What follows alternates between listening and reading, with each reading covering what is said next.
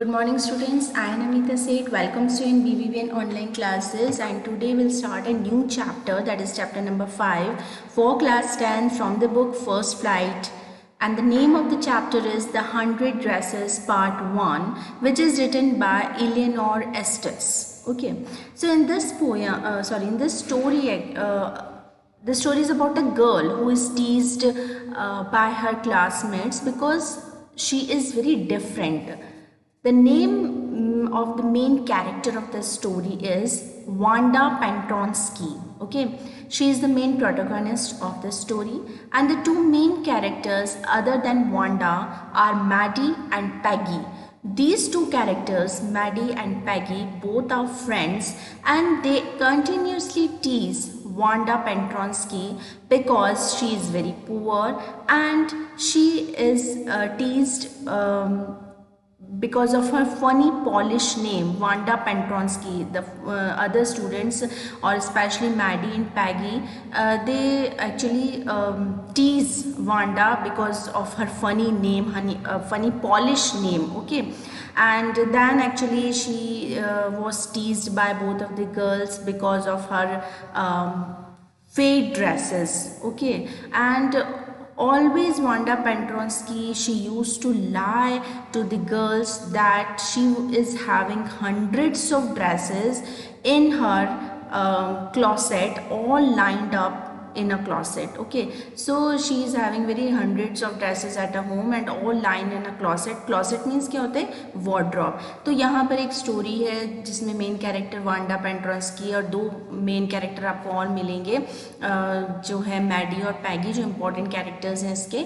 और मैडी और पैगी दोनों ही क्या है, बहुत अच्छी फ्रेंड्स हैं, और वो हमेशा वांडा को बहुत चिढ़ाती रहती हैं, टीज करती रहती हैं, क्योंकि वांडा बहुत पुअर है और बॉगन स्ट्रीट, जो कि एक बहुत स्लम एरिया है, वहाँ से बिलोंग करती है. और जो वांडा है वो एक्चुअली उसका नाम ही बड़ा, जो उसका पॉलिश नेम है, पॉलिश मीन्स पोलैंड से जो बिलोंग करते हैं ना, तो जो उसका जो पॉलिश नेम है वांडा पेंट्रोस्की, उसको लेकर उसका काफ़ी मजाक उड़ाया जाता है. और सेकंड थिंग इज़ दैट कि वो जो है काफ़ी फेडेड से कपड़े पहनती थी, फेडेड ब्लू ड्रेस पहनती थी, तो उसको लेकर भी काफ़ी जो ये दोनों गर्ल्स उसका मजाक उड़ाती थी, उसे काफ़ी टीज करती थी. और वांडा जो है हमेशा झूठ बोला करती थी कि नहीं, I am having hundreds of dresses at my home, यानी हमेशा झूठ बोलती थी कि मेरे घर पे बहुत सारी 100 ड्रेसेस हैं और सब वार्डरोब में एक लाइन से लगी हुई हैं. And because of this only this chapter is named as the 100 dresses. Okay, now actually when we see the theme, the main theme which was given by Eleanor is that कि first of all this story is totally based on bullying nature, एक दूसरे को suppress करना. बुली क्या होता है कि जो पावरफुल पीपल होते हैं वो जो गरीब लोग होते हैं या उनको क्या करते हैं थोड़ा, या जो not powerful, the persons who are not powerful, उनको क्या करते हैं, सप्रेस करते हैं, दबाते हैं, चाहे पावर से दबाए चाहे उनका मजाक उड़ाए, दैट इज़ बुली. ठीक है, तो the first of all the main theme is that it is based on, the story is based on bullying nature. Okay, if where Maddie and Peggy, where Peggy is very rich person, Peggy तो financially बहुत अच्छी है, Maddie तो इतनी नहीं है, गरीब है वो भी वांडा की तरह, लेकिन वो पैगी को हमेशा क्या करती, साथ देती है उसका वांडा को चिढ़ाने में. ठीक है, तो वहाँ पर ये दोनों जो लड़कियाँ हैं वो क्या करती है, बुलीड करती हैं वांडा पेंट्रोस्की को. सेकेंड मेजर थीम अगर हम बात करें मेजर पॉइंट की, तो वो है कि actually this is based on racial discrimination. Okay, racial discrimination कैसे, obviously where actually the powerful persons, financially powerful person, they use to dominate the poor person, है ना. यहाँ पर पैगी जो है बहुत अच्छी अच्छी ड्रेसेस पहनती है, फाइनेंशियली बहुत स्ट्रॉन्ग है, तो वो किसको चिढ़ा रही है, वांडा को चिढ़ा रही है, जो कि पुअर फैमिली से बिलोंग करती है, जो कि बहुत ज़्यादा फेडेड ड्रेसेस पहनती है. तो ये रेशियल डिस्क्रिमिनेशन पे भी बेस्ड है. Okay, so main theme I already taught you. Now let's start the story. This is very interesting story and it is having two parts. Okay, the 100 dresses part 1 and part 2. So we are starting part 1. Today, Monday, Wanda Petronski was not in her seat. आज Monday है और Wanda पेंट्रोंस्की जो है अपनी seat पर नहीं है, यानी कि किसका सीन है, स्कूल का सीन है। But nobody, not even Peggy and Madeline, the girls who started all the fun, noticed her absence. तो आज वांडा पेंट्रोंस्की जो है वो क्लासरूम में नहीं है, और इवन जो पैगी और मैडलिन जो है वो हमेशा उसका मजाक जो उड़ाती हैं, उन्होंने भी ये बात नोटिस नहीं की कि आज वांडा स्कूल नहीं आई है। Usually, Wanda sat in the seat next to the last seat in the last row in the room 13। तो उनका जो क्लासरूम है वो रूम नंबर 13 है, और वांडा जो है यूजुअली क्या करती है, लास्ट सीट पे बैठती है, लास्ट रो की लास्ट सीट पे बैठती है। She sat in the corner of the room where the rough boys who did not make good marks sat, the corner of the room where there was most scuffing of the feet, most roars of laughter when anything funny was said, and most mud and dirt on the floor। तो Wanda ordinary कहाँ बैठती है, usually she use to sit, एक मतलब जो बच्चे होते हैं जो बैक बेंचर्स होते हैं ना, जो रफ बॉयज़ का क्या मतलब होता है, जो कि those who are not very good at studies, है ना, तो जो बिल्कुल भी बिगड़े हुए से होते हैं, थोड़ा हर बात पे हंसना, हर बात पे मतलब मजाक करते रहना, they are not serious in the studies. तो ये ऐसे जो बॉयज़ हैं उनके उधर लास्ट बेंच पे वांडा भी बैठा करती थी, जिनके गुड मार्क्स नहीं आते थे, और वहाँ पर स्कफलिंग ऑफ फीट, यानी वो क्या करते थे बच्चे, हमेशा अपने पैरों की नॉइज़, पैरों से फीट से नॉइज़ करते रहते थे, कभी पैर रगड़ते रहते, तो वो नॉइज़ आती रहती थी वहाँ पे।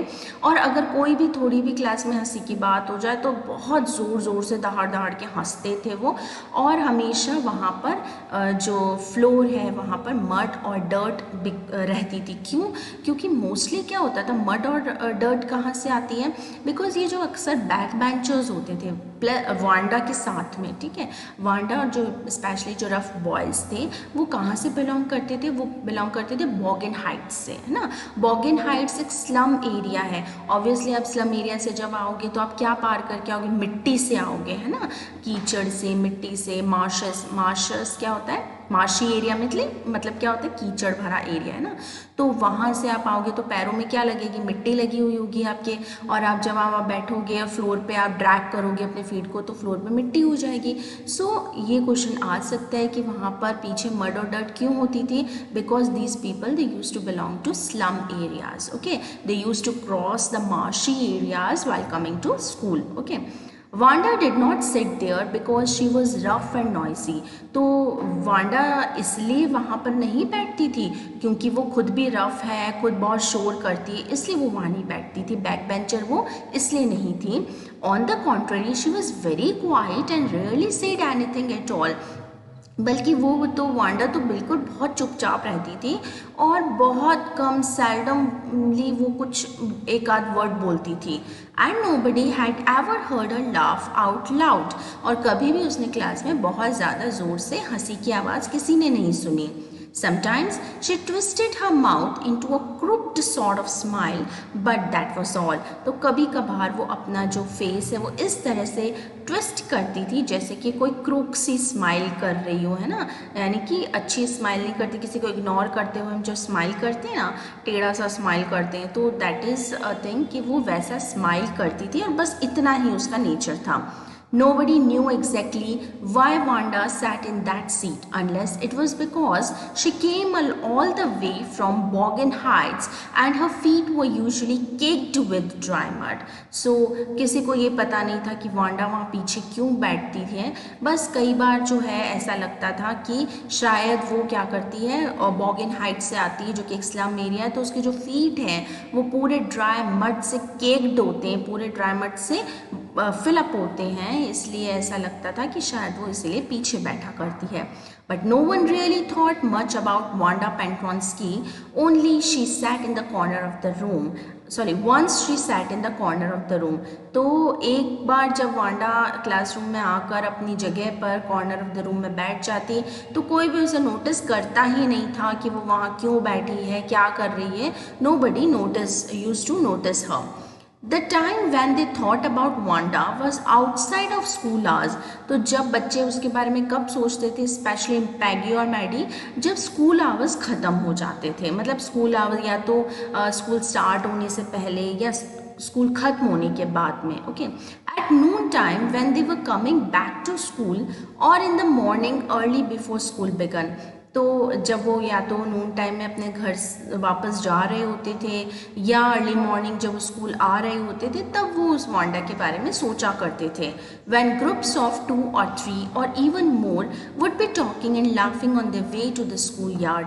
तो जब 2 या 3 जो स्टूडेंट्स हैं वो ग्रुप बना के स्कूल आते या स्कूल से जाते, तब वो वांडा की बातों को लेकर काफ़ी हंसा करते थे, उसका मजाक उड़ाया करते थे।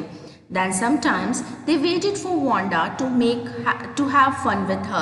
कई बार तो वांडा का वेट भी करते थे कि वांडा कब आएगी और हम इसके सामने इसका मजाक उड़ाएंगे। The next day, Tuesday, Wanda was not in school either. And nobody noticed her absence again. So Wanda was absent on Monday and continuously she was absent on Tuesday also. So 2 दिन regularly वो absent रही, लेकिन किसी ने भी उसको notice नहीं किया। But on Wednesday Peggy and Maddie, who sat down front with other children who got good marks and who did not track in a whole lot of mud, did notice that Wanda was not there. So Peggy और Maddie जबकि मतलब आगे की seats पर बैठी थी उन बच्चों के साथ में जिनके अच्छे नंबर आते हैं, या मतलब है ना जो बहुत ज़्यादा जिनके फीट मडी नहीं होते हैं, तो उस दिन उन्होंने वांडा के बारे में ज़रूर सोचा और ये नोटिस किया कि वांडा स्कूल में नहीं है। Peggy was the most popular girl in the school. Peggy जो थी बड़ी फेमस गर्ल है स्कूल के अंदर। She was pretty, she had many pretty clothes and her hair was curly.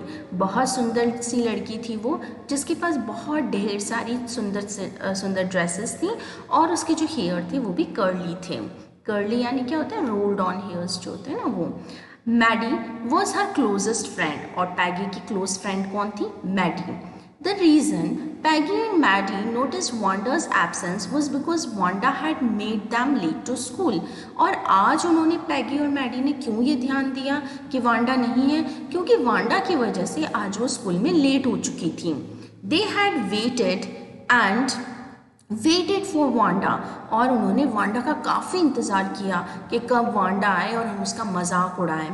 To have some fun with her and she just hadn't come, और लेकिन Wanda तो नहीं आई, वो उसका मजाक उड़ाना चाहते थे। They often waited for Wanda Petronski to have fun with her.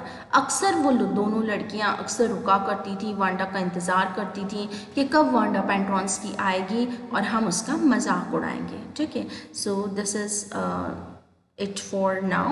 Let us discuss now some oral comprehension check. Where is the classroom?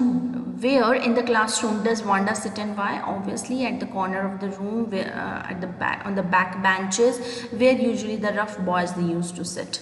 Okay. And why? Because usually it was seen that her feet was caked with mud because she belonged to Bogan Heights. Where does Wanda live?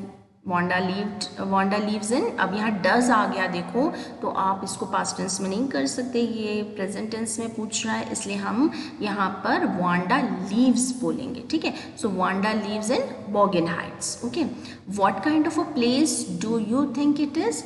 So it must be a slum area because when Wanda used to cross the Boggins Heights, that marshy area, her feet used to caked up, isn't it, with the dry mud. Okay, when and why do Peggy and Maddie notice Wanda's absence? कब उन्होंने notice किया था पैगी और Maddie ने? Peggy and Maddie notice Wanda's absence on Wednesday when they used to wait for her because they want to make fun of her, and on that day they late for school. Okay, so that is why, because they were getting late for school, they reached the school late.